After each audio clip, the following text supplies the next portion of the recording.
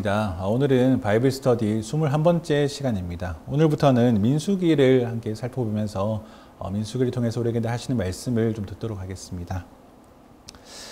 이집트에서 탈출한 이스라엘이 이제 지난 시간까지는 시내산에 머물러 있었습니다. 이스라엘이 시내산에 머물러 있으면서 무엇을 배웠습니까? 그들은 하나님의 언약 백성이 된다는 것이 무엇인지를 배웠습니다. 하나님의 언약 백성 된다는 것은 하나님으로 받은 율법을 잘 지키는 것, 그 율법은 십계명과 제사법과 정결법과 그 절기 이런 것들을 잘 지키는 것을 또 의미합니다. 또 하나는 그들이 제사장 나라로 부름받으면서 성막을 만들어서 하나님이 임재하시는 그 초소 안에서 살아가는 것이 무엇인지를 또 배운 것이 그간의 레위기의 내용이었습니다. 그렇게 레위기에서 시내산에서 이스라엘은 하나님으로부터 그들이 언약 백성됨과 제사장 나라가 된다는 것이 어떤 것인지를 잘 배운 다음에 이제는 시내산에서 떠날 준비를 하게 되는 것입니다. 시내산에 떠나서 어디로 갑니까? 약속의 땅이 가나안으로 가는 이제 그 길을 실제적으로 시작한다는 말입니다. 여러분, 우리가 여행을 떠날 때 사실 아무 준비 없이 맨몸으로 홀로 가고 싶어도 사실은 아무 준비를 진짜 할 수 있는 것은 아닙니다. 그렇죠? 왜냐하면 해외로 우리가 여행 간다고 하면 뭐가 필요합니까? 요건이 필요하겠고 또 뭐 비자도 필요하겠습니다. 또 가서 머무를 숙소도 우리가 잡아야 되고 또 비행기편도 항공편도 알아봐야 하는 준비를 또 거쳐야 됩니다. 해외가 아니라 가까운 곳으로 간다 하더라도 이것저것 챙기고 계획을 짜는 것, 하다못해 내 휴대폰 충전기를 챙겨야지 하는 것도 준비에 속하는 것이죠. 이런 일련의 모든 과정을 우리가 준비한다라고 얘기합니다. 이스라엘도 지금 시내산에서 내려와서 약속의 땅 가나안으로 가는데 그저 슬렁슬렁 마치 어디 편의점 가는 것처럼 그렇게 갈 수 없는 것입니다. 그들에게도 준비가 필요합니다. 어떤 준비가 필요합니까? 여러분, 시내산에서 내려와서 가나안까지 가는 과정 혹은 가나안에 들어간다고 하는 것이 그들이 아무도 없는 무릉도원에 입성하는 그런 게 아닙니다. 그죠? 이스라엘은 지금 신혼여행 가는 게 아닙니다. 아주 좋은 일들만 가득한 그런 낭만적인 여행을 앞두고 있다는 것이 아니라는 말입니다. 당장 시내산 내려가면 뭐가 있습니까? 다른 민족과 다른 나라의 위협이 있고 아니면 광야에 서식하는 그 야생 동물들의 위협도 하나의 위협이 되겠습니다. 그런 위협과 공격에 앞서서 우리가 이스라엘이 맞서 싸워야 하는 일이 그들에게 자명하게 주어지는 것입니다. 이미 이집트에서 탈출해서 시내산에 오기까지 이집트와의 추격전에서 승리하고 또 그 사이에 아말렉과의 전투를 이미 경험하지 않았습니까? 시내산에서 그들이 내려가는 순간 이미 언제 공격당할지 모르는 그 위협, 그 적군 속으로 들어가는 것과 다름이 없다는 말입니다. 여러분, 우리의 믿음의 여정도 마찬가지입니다. 왜냐하면 여러분, 출애굽한 이스라엘은 곧 세례받고 하나님을 경험한 예수 그리스도를 영접한 우리의 인생과 비슷하기 때문에 그렇습니다. 우리가 예수님을 영접하고 믿음의 삶을 살아간다는 것은 이 모든 고통에서 면제받는다 이런 게 아니죠. 아무 어려움 없는 낙원 속에서 살아간다는 것이 아닙니다. 우리의 믿음의 삶이라는 것은. 여러분, 우리가 예수님을 믿었다고, 우리가 예수님을 믿는다고 당장 우리 안에 그 진로 문제, 가정 문제, 아니면 주택 문제, 뭐 이런 문제들이 다 사라지는 것이 아니란 말입니다. 또 그것들을 완전히 모른 척하고 그런 문제들이 없는 것처럼 살아갈 수 있는 것도 아닙니다. 그럴 거면 사실 이스라엘도 광야로 내려오지 말고 그냥 시내산에 머물러 있는 것이 가장 좋았겠죠. 산속에서 성막 지어놓고 외부의 침입도 뭐 그런 것도 없이 5가지 제사를 잘 지키고 속죄일마다 염소를 잘 죽여가면서 또 정결법 나름 잘 지키면 그리고 또 때때로 돌아오는 절기들을 잘 맞이하면 얼마나 살아가는 게 쉽고 또 그게 편안하고 좋아 보입니까? 시내산에서 내려오지 않는 게 이스라엘에게 있어서 어쩌면 가장 편안한 일이었을 수 있습니다. 하지만 하나님의 계획은 그렇게 있는 게 아니었습니다. 하나님의 계획과 의도는 이스라엘을 그저 시내산에 내버려 둔 채 온실 속의 화초처럼 그렇게 이쁘다 하는 것이 아니라는 말입니다. 하나님은 이스라엘을 다시 세상 속으로, 다시 광야 속으로 보내시기를 원합니다. 다만 거기서 싸움과 전투가 있을 때마다 하나님께서 그들의 승리가 되어주시는 것, 그것이 하나님이 어쩌면 더 간절히 바라고 원하는 일일지도 모르겠습니다. 이스라엘 편에서는 광야로 나아가면 시내산에서 내려가면 그 싸움과 전투가 득실득실할 텐데 그런 두려움보다 그 가운데 승리 주시는 하나님을 경험하는 것이 이스라엘 편에서도 훨씬 더 이득이라는 말입니다. 그리고 그 끝에는 뭐가 있습니까? 가나안 땅이라는 약속의 땅, 하나님의 언약이 성취되는 것을 끝끝내 보여주시고자 함입니다. 우리의 믿음도 모든 고통에서 면제받는 그런 특권이 아닙니다. 여러 어려움과 이미 우리가 경험한 여러 인생의 싸움에서 하나님의 승리를 경험하기 위해서 우리의 믿음이 있다는 것입니다.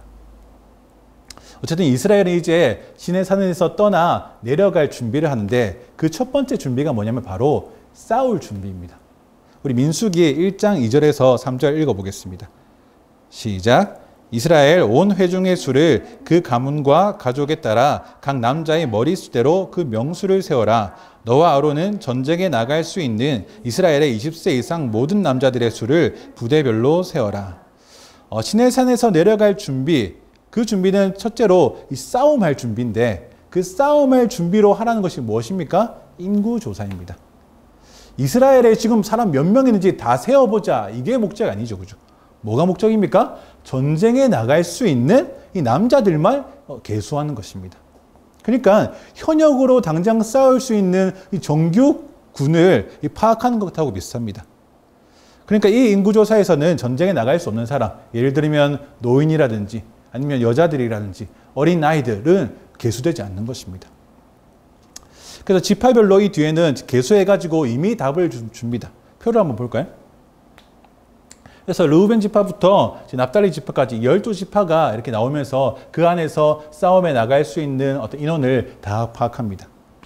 근데 사실 여기에서 레위 지파가 있어야 되는데 레위 지파는 없습니다. 왜냐하면 하나님께서 레위 지파는 이 싸우는 지파가 아니고 성막에서 일을 하는, 성막을 지키고 성막이 원활하게 돌아가도록 헌신받은 자들이기 때문에 레위 지파는 이 싸우는 계수에서 제외됩니다. 그렇지만 이제 이 12지파를 맞추기 위해서 이 요셉 대신에 요셉의 아들인 에브라임과 므낫세를 나누어서 이제 이렇게 두 지파로 나눕니다. 그래서 12지파가 채워지는 것이죠. 어쨌든 12지파를 이제 나눠가지고 싸울 수 있는 어떤 20세 이상의 남자 수를 다 세워서 제출해. 이렇게 하니까 제출했습니다.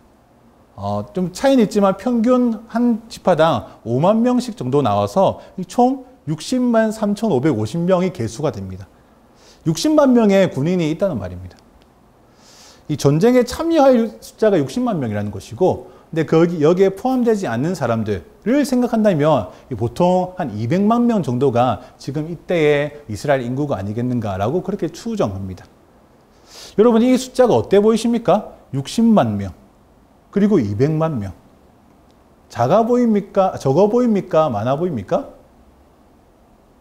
감이 잘 안 오십니까? 여러분, 지금 한국에 현역 군인이 몇 명인 줄 아십니까? 60만 명입니다. 그러니까 지금 현대에 와서도 이 60만 명이라는 군인은 절대 적은 숫자가 아닌 것입니다.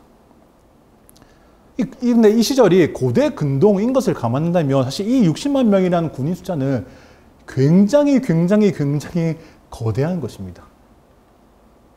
그래서 이 숫자를 보고 좋게 생각하면 와, 놀라운 숫자다 라고 얘기하는데, 이것을 나쁘게 생각하면 비현실적인 숫자다라고 얘기합니다. 왜냐하면 200만 명이면 웬만한 광역시 수준이기 때문에 그렇습니다. 이런 제가 부산을 좀 좋아하는데 부산 인구가 한 380만 명 정도 됩니다. 그러니까 부산 인구의 한 절반 조금 넘는 정도가 이 이스라엘 전체라는 말입니다. 부산 인구의 절반이 광야를 이렇게 가는 걸 상상해 보십시오. 그게 되나 싶은 거죠. 그래서 이 많은 사람들이 40년간 광야에서 어떻게 살 수 있었는지에 대한 논란이 사실은 꽤 상당합니다.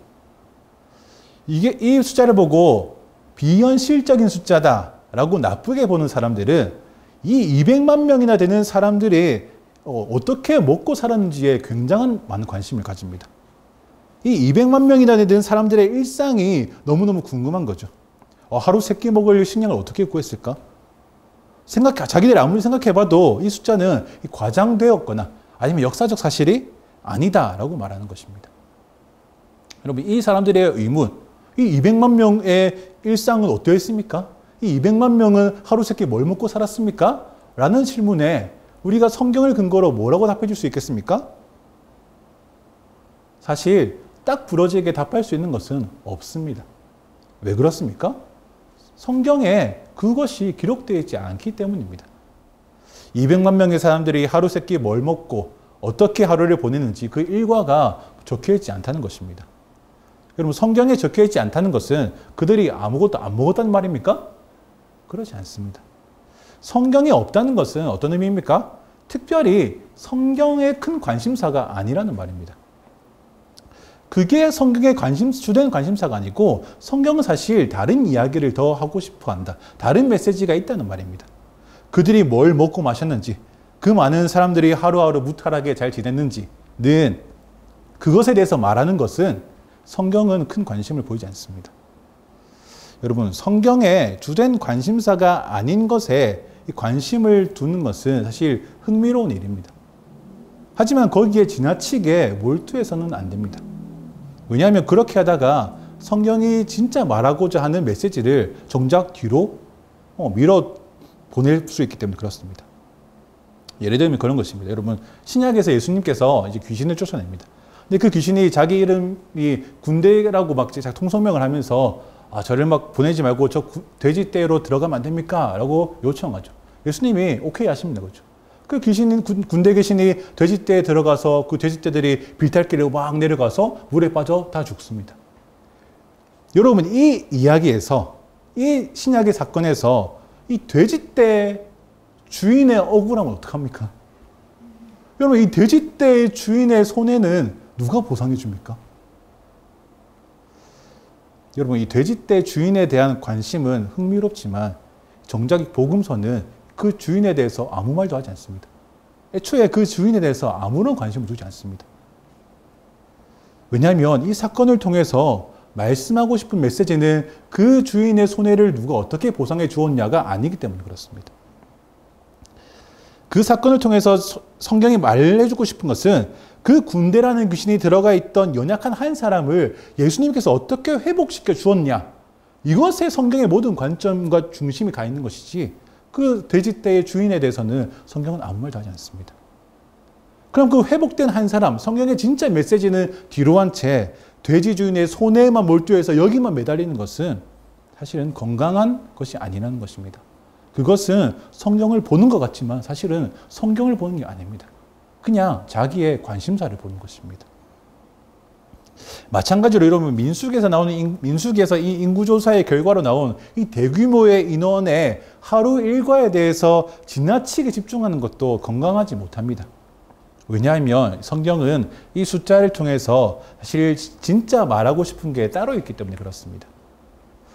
여러분, 하나님께서 창세기에 아브라함에게 내가 너에게 큰 민족 줄 것이다 라고 약속하셨던 거 기억하십니까? 우리 창세기 15장 5절을 보겠습니다. 읽겠습니다. 시작. 여호와께서 아브라함을 밖으로 데리고 나가 말씀하셨습니다. 하늘을 올려다보고 별을 세어보아라. 과연 셀 수 있겠느냐? 그리고 여호와께서 말씀하셨습니다. 내 자손도 이와 같이 될 것이다. 창세기 22장 17절입니다. 내가 반드시 내게 복을 주고 반드시 내 자손을 하늘의 별처럼 바닷가의 모래처럼 많아지게 하겠다. 내 자손이 원수들의 성문을 차지할 것이다. 하나님께서 자식이 없던 아브라함에게 큰 민족을 줄 것이라고 뭐라고 약속하셨습니까? 너의 큰 민족을 하늘의 별처럼 이 바다의 모래알처럼 많게 할 거야 라고 약속하셨죠. 그런데 아브라함에게는 정작 자녀가 이삭 한 명이었고, 나중에 출애굽기 1장에 보면 야곱이 자녀들과 함께 이집트에 있는 요셉한테 갈 때 그 가족이 70명 있었다고 얘기합니다. 야곱이 이집트로 들어갈 때 출애굽기 1장에서 70명이었는데 모세가 이집트에서 이스라엘 데리고 나올 때 60만 명, 200만 명입니다. 이것은 이 커다란 숫자는 하나님께서 아브라함에게 내 자손을 하늘의 별과 같이 해주겠다, 바다의 모래알 같이 해줄 것이다 라는 그 약속이 점점 성취되고 있음을 우리 가운데 말씀하시는 것입니다. 여기에 성경의 주된 관심이 있는 것입니다.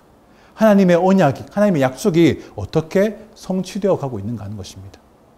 여러분, 근데 아직 놀라지 말아야 할 것은 무엇입니까? 이 군인 60만 명, 인구 200만 명의 이 어마어마한 규모의 자손은 사실은 아직 그 자손에 대한 언약이 완전히 성취된 것이 아니라는 말입니다. 이제 막 성취되고 있는 초창기입니다. 이렇게 커 보이는 이 자손이 이미 그 하늘의 별과 같은 인구로 해주겠다는 약속이 이루어진 상태가 아니고 이제 막 약속이 성취되고 있는 시작이라는 말입니다. 아직 이스라엘은 약속의 땅에 들어가지도 않았고 아브라함을 믿음의 조상이라 부를 신약의 교회도 보이지 않는 상태입니다. 이때 이후로 신약에 들어와서는 정말 이 믿음의 자손이 아무도 셀 수 없을 만큼, 지금은 60만 명이라고 셀 수 있는 정도지만 이제는 진짜 셀 수 없을 만큼 많아지게 되는 것입니다. 그때에 비하면 지금 어쩌면 소수에 불과한 것이죠. 여러분, 이렇게 인구가 급진적으로 불어난 것, 70명에서 200만 명으로 불어난 것이 단순히 이스라엘이 잘했기 때문입니까? 아닙니다, 여러분. 이스라엘이 잘해서 인구가 늘어난 것이 아니라 하나님이 이스라엘을 돌보시고 지키시고 은혜 베푸신다는 증거가 이 60만 명이라는 것입니다. 여러분, 인구조사는 민수기에서 총 2번 이루어집니다. 한 번은 오늘 말씀에서 보았듯이 시내산에서 막 내려가기 직전에 한 번 하고, 또 한 번은 언제 하냐면 광야 생활을 다 마치고 이제 가나안 땅에 들어가기 직전에 또 한 번 합니다. 그러니까 민수기 처음과 끝, 광야의 시작과 광야의 끝에서 인구조사를 한단 말입니다. 근데 이 2번의 인구조사 결과 사실 숫자가 어떻습니까? 거의 비슷합니다. 표를 한번 보겠습니다. 약간 지파마다 이건 내려간 것이고 이건 올라간 것입니다. 무슨 차트 같지만 인구수입니다.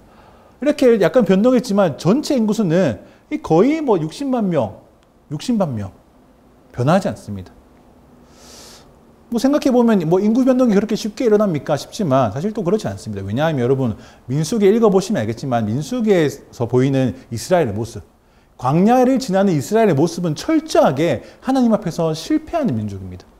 철저하게 이스라엘은 하나님 앞에서 믿음을 지키지 못합니다. 철저하게 이스라엘은 하나님을 향해서 배반합니다. 먹을 것을 문제 삼아서 원망하기도 하고, 모세의 리더십을 문제 삼아서 시비 걸기도 하고, 나중에는 이방 여인들을 데리고 와서 이방 신들을 섬겨버리기까지도 합니다. 하나님을 배교하는 일도 일어나서 숱하게 심판받아서 사람들도 막 죽어나갑니다. 하나님 앞에서 이스라엘이 신실하게 살아가는 것에 실패하는 정도가 아니라 완전히 배역하는 지경까지 이른 이 이스라엘의 인구수가 그래도 유지가 되고 있다는 것은 무엇을 의미합니까? 이스라엘의 불순종에도 불구하고 하나님의 언약은 흔들리지 않는다를 보여주는 것입니다. 이것을 너무 강력하게 우리 가운데 말씀해 주십니다. 그래서 이 인구조사의 결과인 60만 명이라는 이 대규모의 인원은 첫 번째, 하나님께서 아브라함에 가셨던 하늘의 별과 같이 바다의 모래알처럼 너에게 자손 줄 거야 했던 그 언약이 성취되고 있음을 보여주는 것.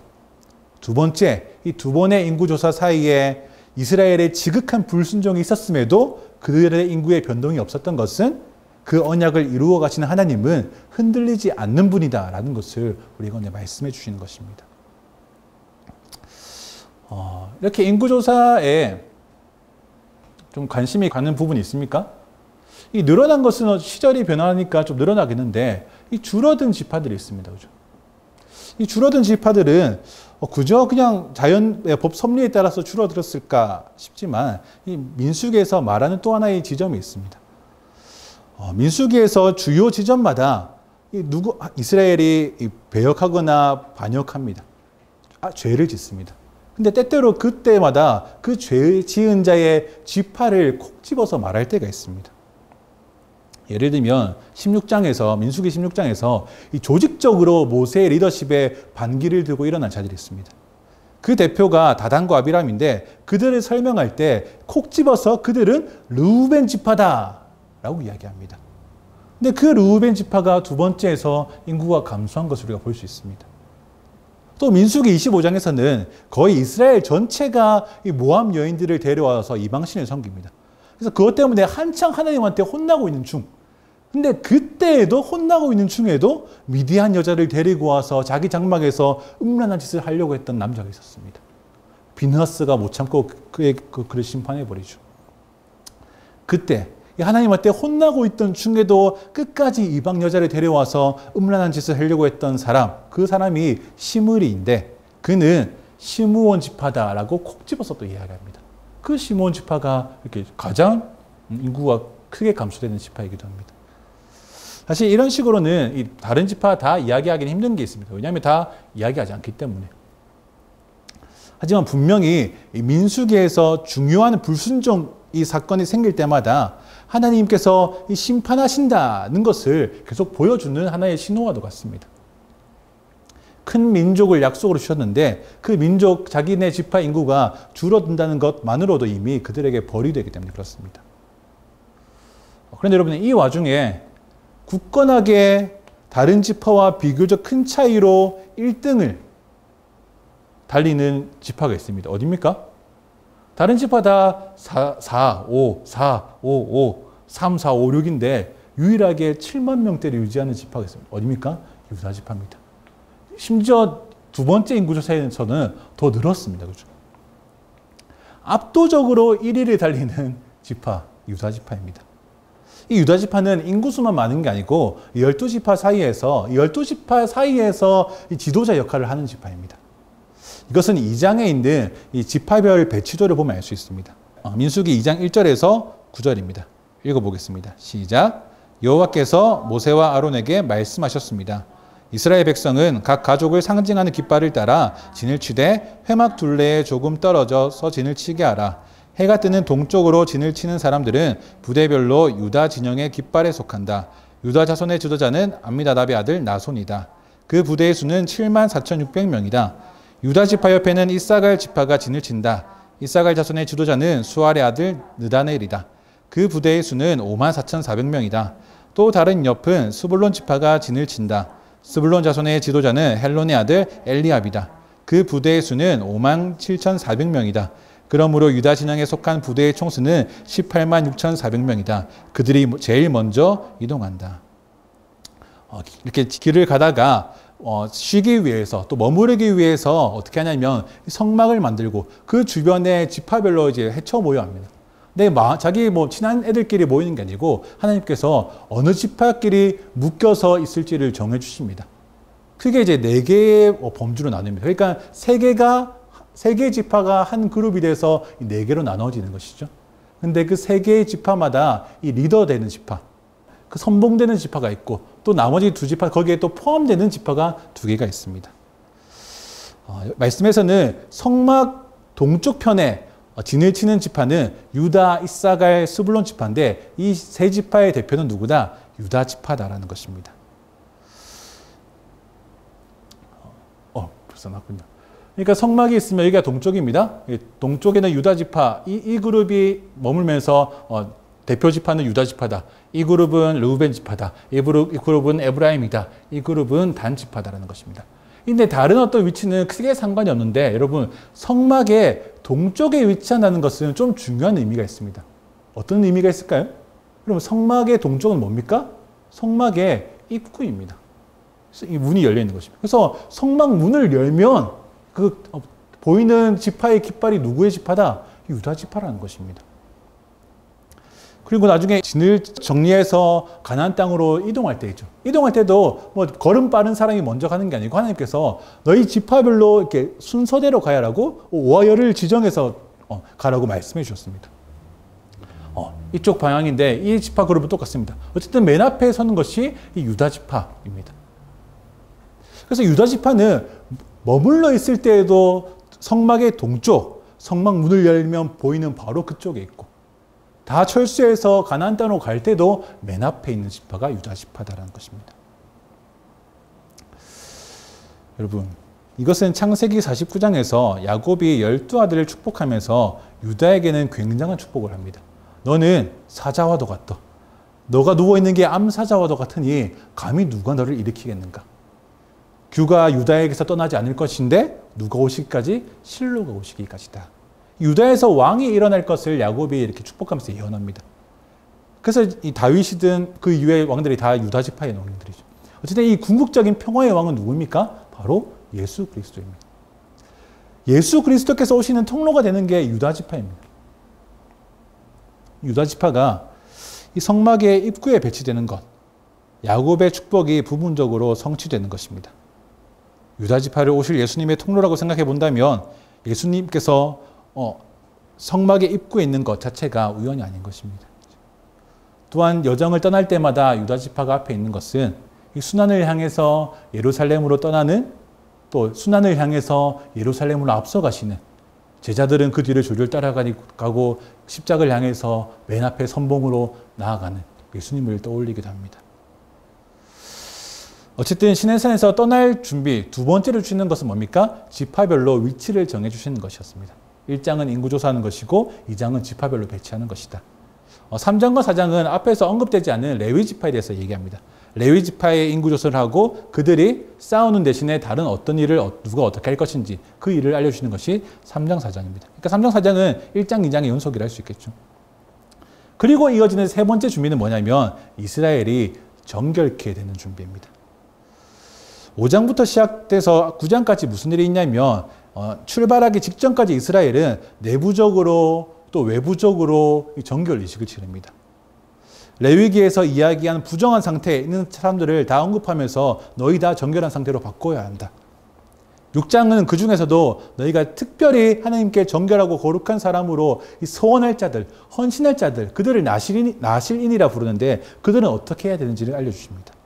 7장과 8장에서 성막에서 예물을 드린 다음에 9장에서 유월절을 지킵니다. 그리고 드디어 출발을 위한 준비가 다 끝납니다. 그러니까 시내산에서 떠날 준비, 약속의 땅으로 갈 준비라는 것이 구분해 보자면 크게 세 가지입니다. 하나는 인구조사하는 것, 두 번째는 지파별로 배치를 숙지하는 것, 3장은 정결의식을 치르는 것입니다. 이 복잡한 것 같지만 사실은 한 가지를 이야기하는 것입니다. 그 한 가지가 뭐냐면 이스라엘은 전적으로 하나님을 의지해야 하는 민족이다라는 것입니다. 여러분, 인구조사를 통해 알게 된 것은 뭐였습니까? 하나님의 은혜, 언약을 이루어 가시는, 자손에 대한 언약을 이루어 가시는 하나님께서 그 역사를 누구도 흔들 자 없이, 심지어 이스라엘의 불순종도 흔들 수 없이 두벅두벅 자기의 언약을 성취하시며 가신다. 그분의 은혜를 보는 것이 이 인구조사의 목적입니다. 그리고 아까 지파별 배치절을 보면 어떻습니까? 이 앞장 보여주실까요? 이 지파, 이 지파, 이 지파, 이 지파가 각각 자리를 잡는데 이 지파의 중심에는 뭐가 있습니까? 성막이 있는 것입니다. 그러니까 이 이스라엘의 진영, 이 지파별 배치는 사실 뭐냐면 너희가 어떤 식으로 자리를 잡되, 어디에서 자리를 잡되 너희 지파의 가장 중심은 뭐다? 성막이어야 한다는 것입니다. 이스라엘은 어디에 위치하든 어디에 머무르든 하나님의 임재를 중심에 두고 살아가야 하는 민족이라는 것이 이 두 번째 준비를 통해서 볼 수 있는 것입니다. 그리고 세 번째, 이 정결의식은 하나님의 뜻에 합당한 삶을 살아가는 것이죠. 죄를 내버려 두지 않는 그 정결한 삶이 이스라엘의 준비라는 것입니다. 이 하나님의 세 가지 준비 요구에 이스라엘은 어떻게 행동합니까? 1장 마지막과 2장 마지막에 있는 이스라엘의 반응은 동일합니다. 말씀 보겠습니다. 1장 마지막입니다. 시작. 이스라엘 백성들은 여호와께서 모세에게 명하신 대로 행했습니다. 2장 마지막입니다. 이스라엘 자손은 여호와께서 모세에게 명령하신 대로 다 행했습니다. 이 다 한자 하나가 추가됐지만 다 똑같습니다. 결국 뭡니까? 하나님께서 이스라엘에게 말씀하시고 이스라엘은 들은 말씀에 순종하는 삶, 이스라엘이 광야로 가기 위한 시내산을 떠날 준비는 결국 단순한 것입니다. 하나님께 귀를 기울이고 말씀을 따라서 하루하루 살아가라는 것입니다.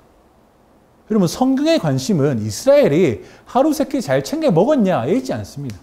성경의 관심은 이스라엘이 매일매일 하나님 앞에서 신실했는가 여기에 있는 것입니다.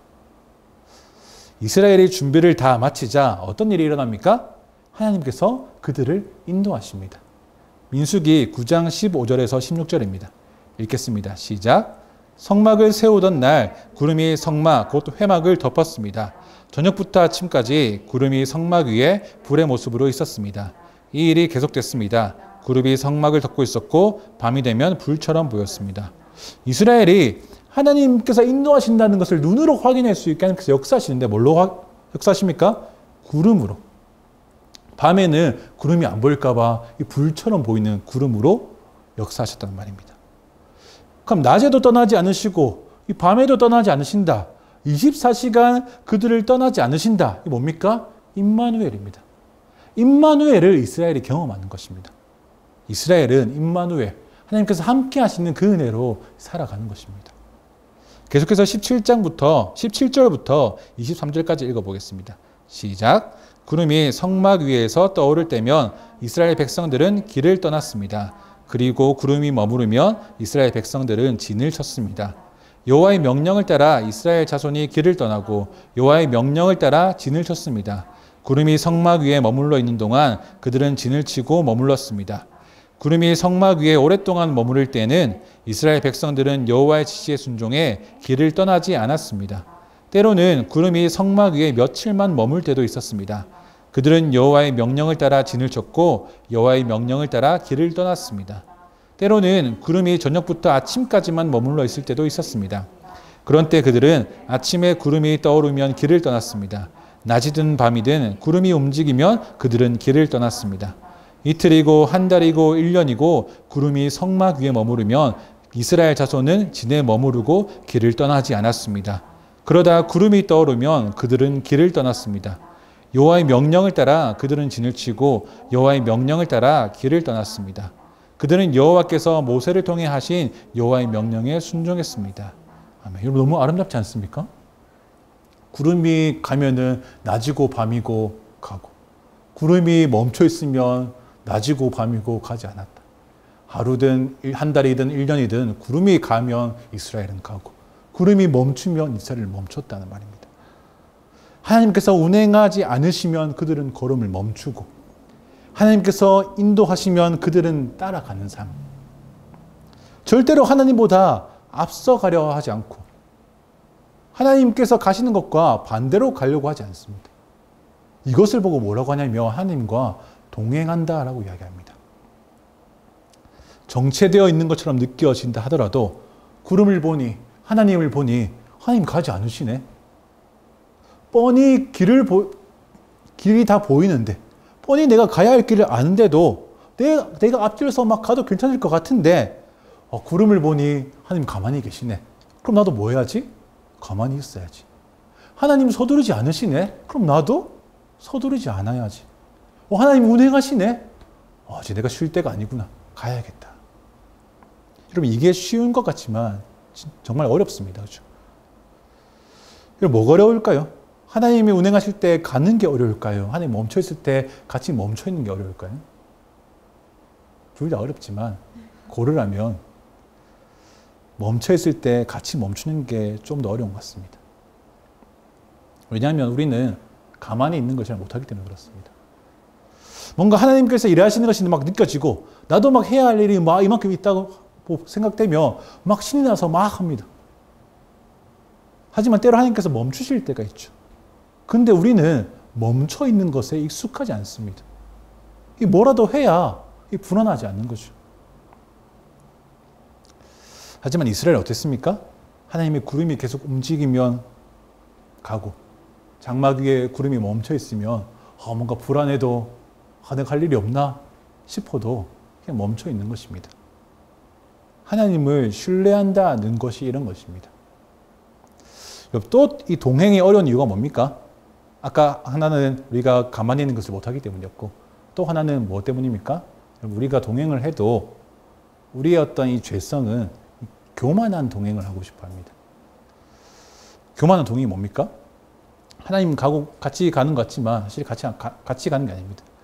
진작에 하나님보다 막 앞서간 후에 뭔가 일이 잘 안 풀리니까 그제서야 하나님 어디 갔지? 라고 의심한다거나, 아니면 내 갈 길을 이미 다 진작에 다 정한 이후에 하나님한테 결제만 해주시죠. 혹은 하나님 해주실 줄 믿습니다 하고 냅다 뛰어가는 것. 이런 것을 교만한 동행이라고 합니다.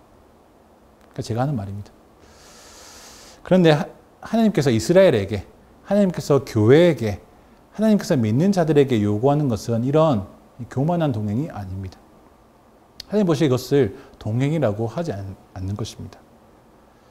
여러분 시내산에서 나와서 이 가나안까지 가는 게 사실은 뻔한 길입니다. 꽤 멀지만 또 40년이나 걸릴 만큼 막 멀지 않습니다.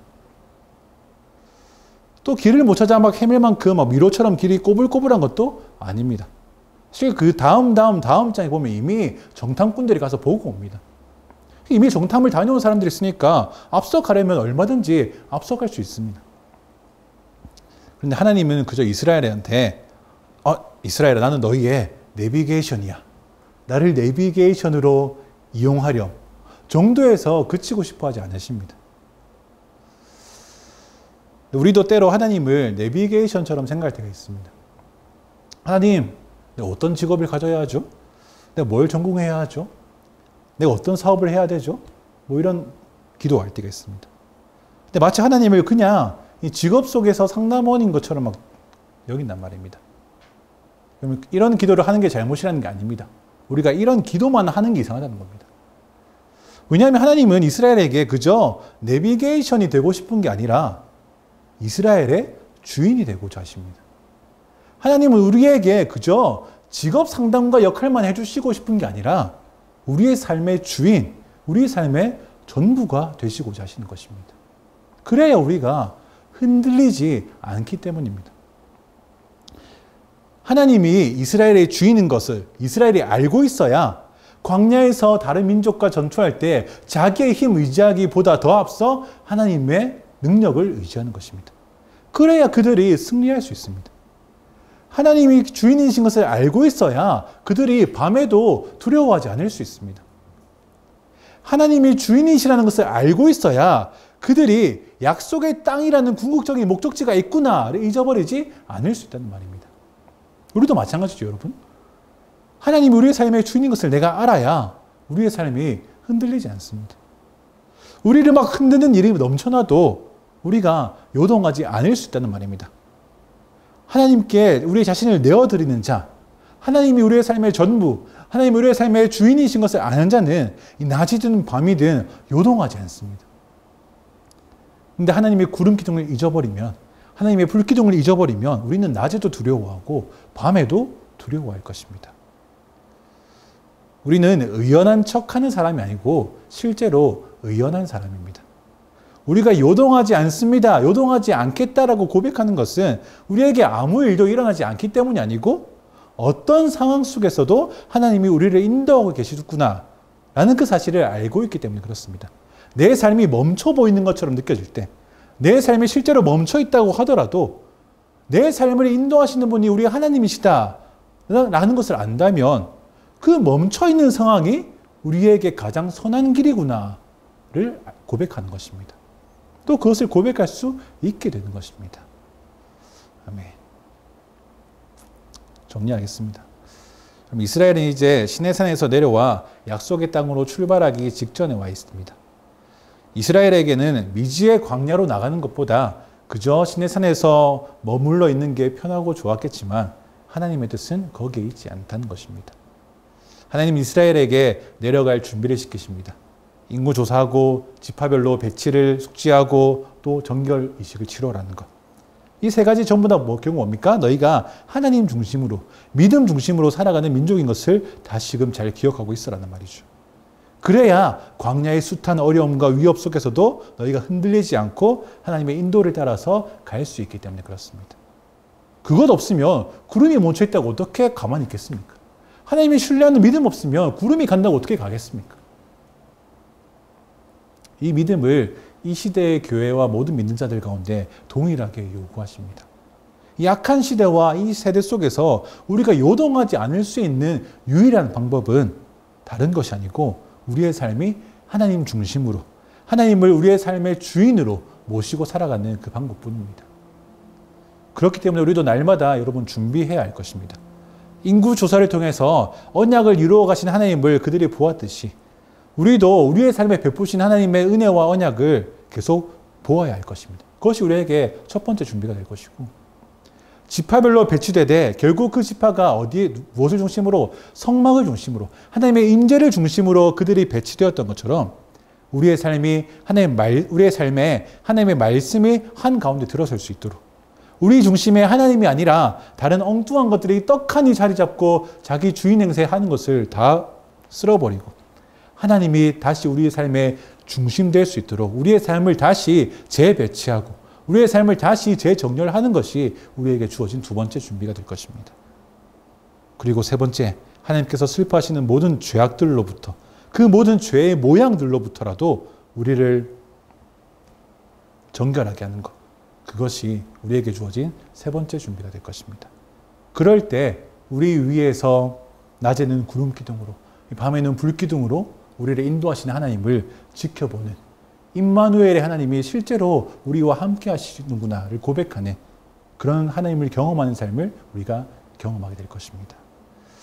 그런 복된 삶이 우리 온리즈 성도님들의 삶이 되기를 축복합니다. 기도하겠습니다.